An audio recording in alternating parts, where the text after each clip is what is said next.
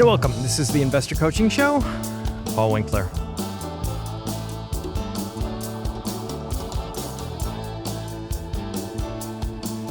Discussing the world of money and investing. And going through the news of the day. Questions, if they come in. Questions. If you had something, you can run those things by me. paulwinkler.com/question. And then what we'll do is let you know when we answer those. If we have those kind of things come in.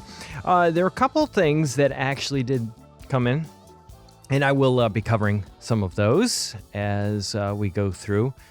And just a lot of news of the week as well.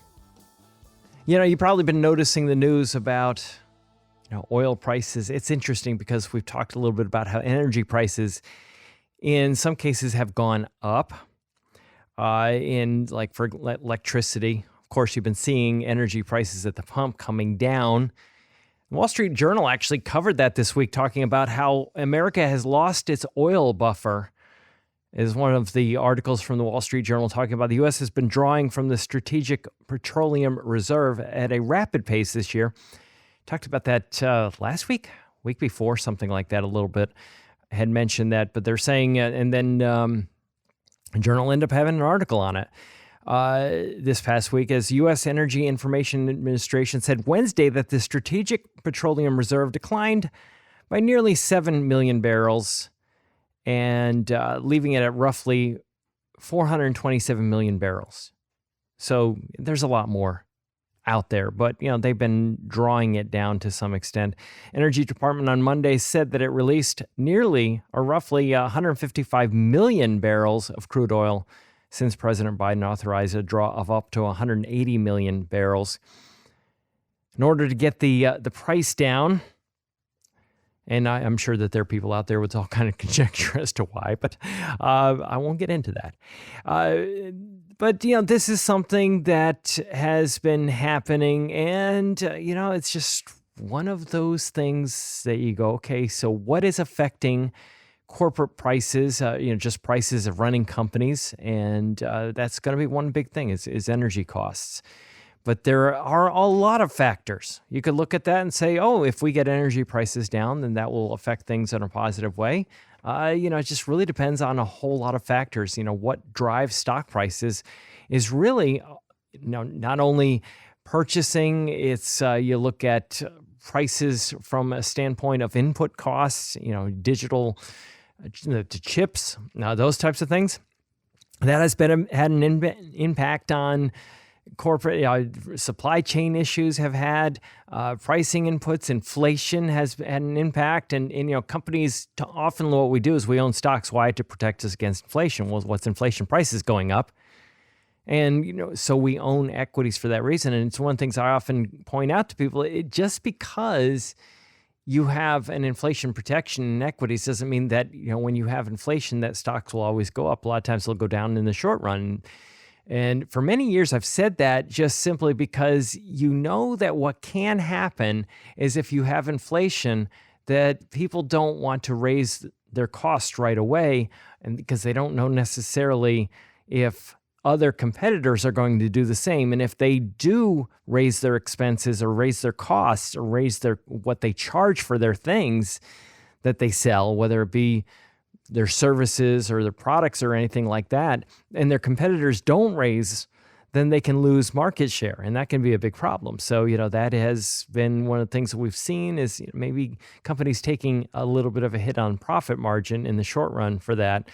Then you also look at, risks in the economy going up as you have more inflation, and, how will companies actually readjust to make sure that they don't lose in the long run. They're going to figure out ways, and it may be unemployment, it may be laying off people, it may be a lot of things that are distasteful to politicians. So it's interesting how politically these events can actually affect the overall what the companies do as far as maneuvering. They're going to be maneuvering regardless of what the political fallout is, but the politicians will do what they can to try to lessen the impact on their reelection bids, and that'll happen, depending on the state you're in, no matter who's in power.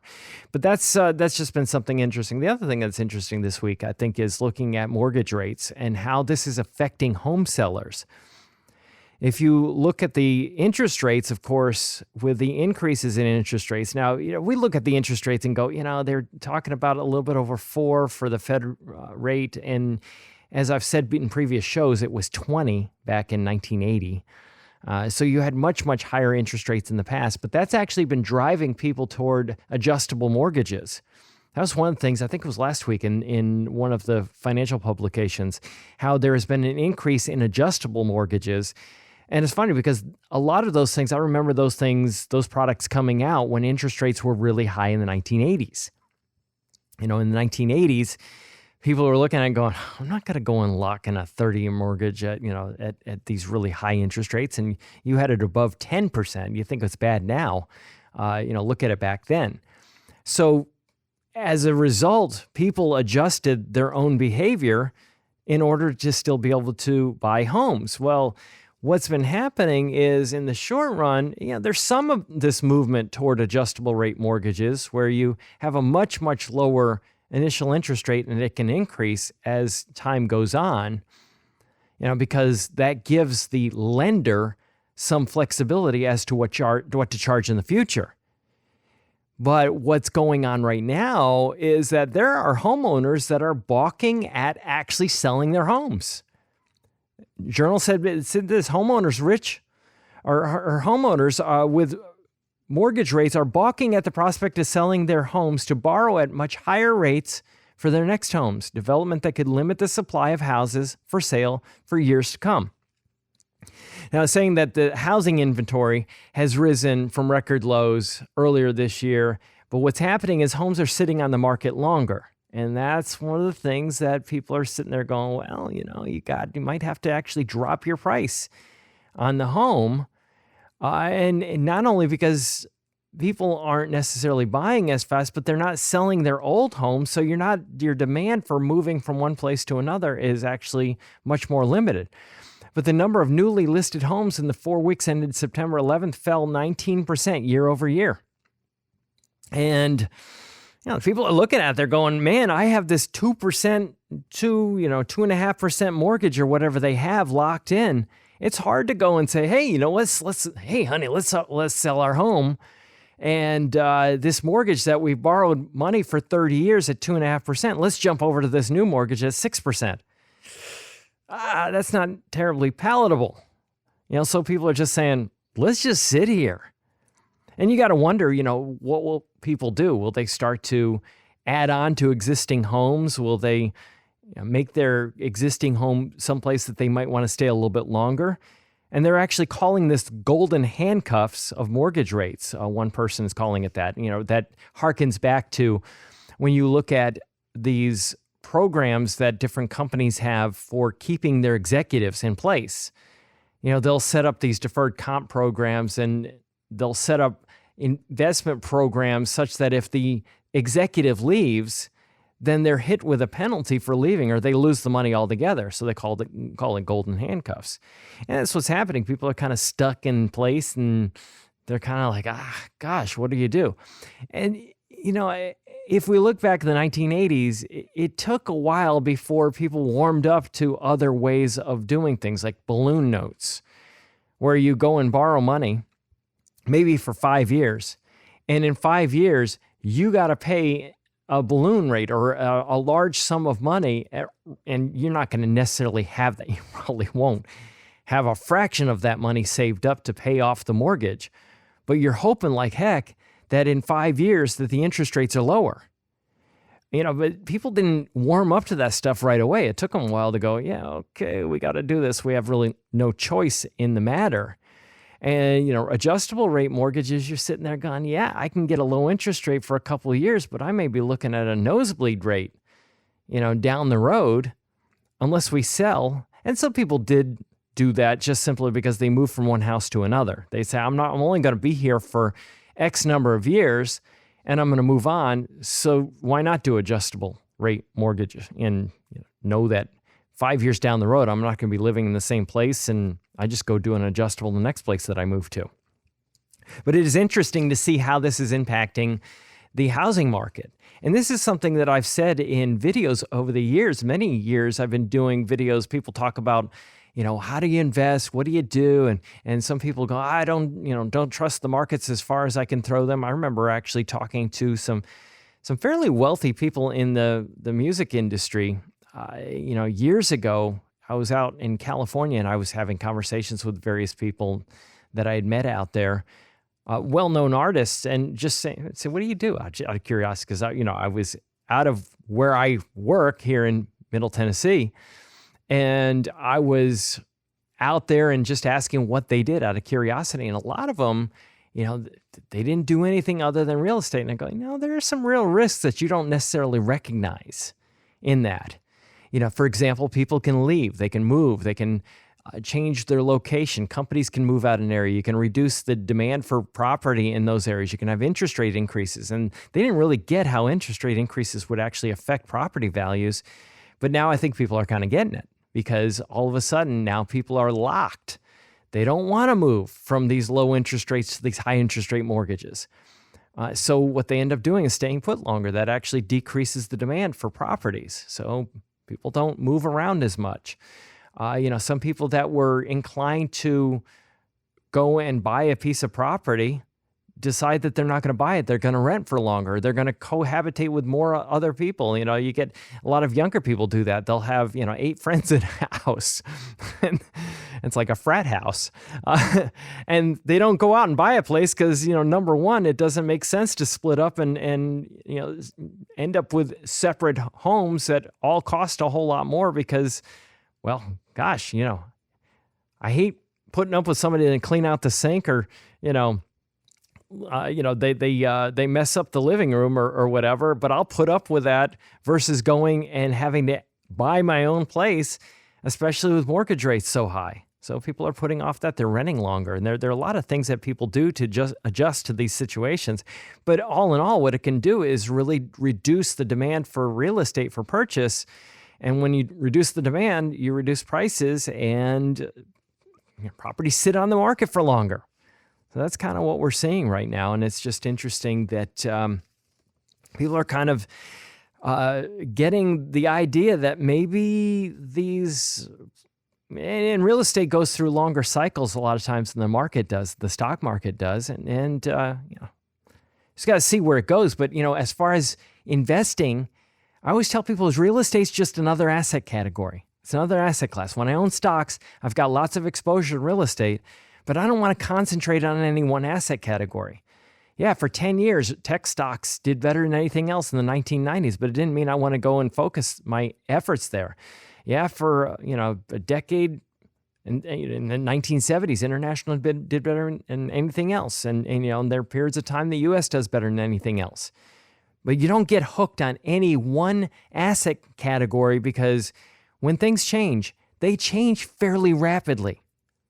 And you don't get this big warning sign that, hey, things are going to change. And, that was one of the things they talked about in the articles, these people going, there's this one, they says, well, home prices going up the way they are. We sold our house, we'd make a great profit, but then we eat the profit in another home where we're going to pay a higher interest rate. One of the couples that they actually interviewed regarding this article. And then they were talking about how, that a third of 1,000 homeowners that they surveyed in July, they said they felt locked in their current homes due to rising interest rates. And they said among 197 homeowners who said they were saving to buy a home, only 15% said that they would be willing to take on a mortgage rate of 6% or higher. Only 15%. That's a pretty small percentage. And another person they interviewed, this one guy, 64-year-old guy, he says, I feel like we've missed the sweet spot in being able to sell our house. They're not in a rush to move, but, the house has a steep driveway that could become too difficult. And now he's like going, dang, we missed the opportunity. And that line just reminded me of stock market investing.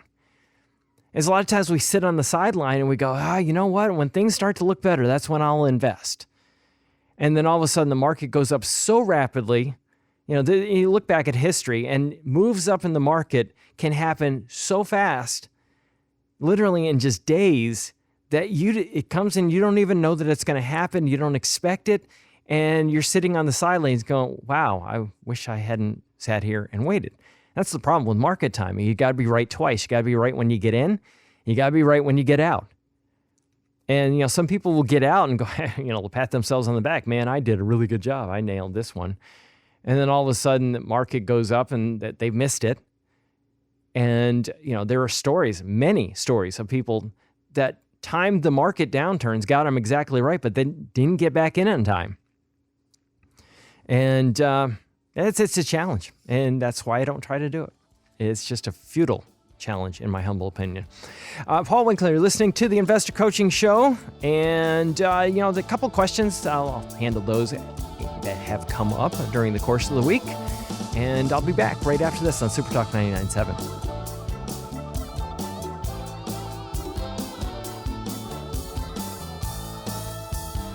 All right, back here on the Investor Coaching Show. Paul Winkler talking money and investing. And so questions. If you got questions, something you want to run by me here, you can shoot us a message, paulwinkler.com/question. paulwinkler.com/question. Jonathan asked this question: how should one manage their accounts when everything is down? Should you sell low to buy low? In other words, should you rebalance if every fund is down, albeit down by different degrees? Yeah, it depends. It depends on a lot of things. Number one, to me, it's going to depend somewhat on the taxation of the account. I don't necessarily go and rebalance. I may hold things for more than a year if there's going to be a short-term capital gain triggered by a rebalance of the portfolio. And it really depends on the amount. There's just a lot of calculations that go into it. It's just really too complicated to get into that. But in essence, what happens, I'll just give you the example. Sometimes if you're in a 10 or a 12% tax bracket, your capital gains tax rate could be zero. If you're above that, you're in 22% tax bracket or up to 37%, you have 15% capital gains tax rate, 20% above that in the highest bracket. So you look at that and go, well, that's zero as opposed to 10 or 12%. I mean, zero is lower than 10 or 12%. So hence taking a short-term capital gains are when you hold a stock for less than 1 year, or a fund with stocks in it for less than 1 year, and you've got a gain inside there, you could end up triggering a short-term capital gain, and that's going to be whatever your tax rate is. If you're in a 10% tax, well, most people aren't going to be in a 10% tax bracket, but it'll be at 10%. If you're in a 12, it'll be at 12. Well, like I said, it'd be at 0 if you held it for more than 1 year at a long-term capital gain rate, which is just you holding that asset for more than 1 year. And then you got 15% versus you might end up with 24% tax rate. Well, 15 is lower than 24, right? You might have 37% tax rate versus 20. Capital gains tax rate at 20 is much better than 37, right? That's why, remember Warren Buffett actually talked about how his secretary was in a higher tax bracket than he was. Well, because he is subject to long-term capital gains rates because, he's dealing with stock all the time, and he's going to be very, very, very aware of what the tax laws are, right? Not an idiot. So the other thing is that what's the deviation from a target? How many different funds do I have? And what if I have a lot of different funds, I may be looking at that and going, hey, if I've got 25% deviation from the target, that's a big enough deviation to trigger a rebalance if everything else is working out right tax-wise. So in other words, in English, if I have 10% of my money in one asset category and 10% of my money in another asset category, and that one has gone to 12.5%, which is a 25% deviation, 25% of 10% is 2.5%. So it's 2.5% out. That might trigger a rebalance in the investment portfolio, where I would take some of that money off the table and buy an asset category that is supposed to be 10, but it's at 7.5. So what you're looking for are deviations, because I don't want too much money to be in any one asset category. I don't want to overweight an asset category, because what goes up can come down.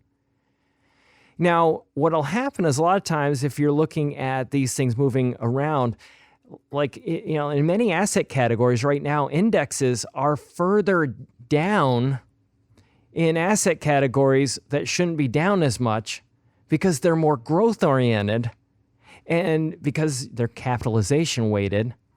So you can have some asset categories that are down more than they should be.